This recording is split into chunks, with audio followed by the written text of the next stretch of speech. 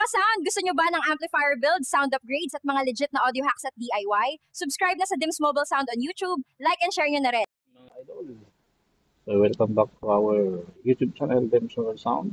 So, meron tayo ditong content to share. Meron tayo itong DIY relay timer. Sinasabi ko ito sa start. So, itong ginamit ko pang relay kasi may timer ito. So, ito i-apply natin sa pag machine. Tapos yung card reader, pag tap ng card, mag-start siya at stop. So, bali, ito yung pinaka-output.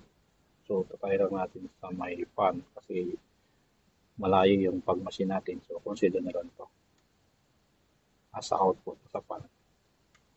So, tapos ito yung remote. Nakakonect din sa, sa pag-machine. Siya yung mag-contact doon. Okay.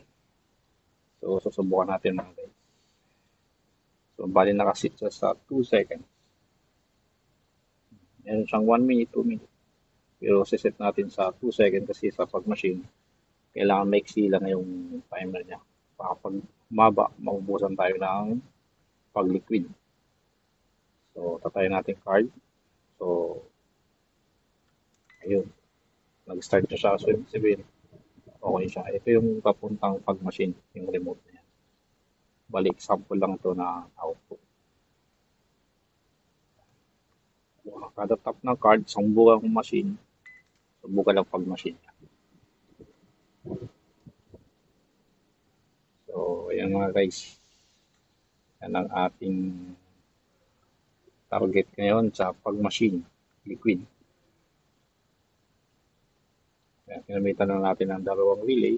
Ito para sa credit ito. Ito naman yung sa switching dito sa remote para siya mag-contact dito. Yan. Try natin ulit. Tap card. Yun o. Yan.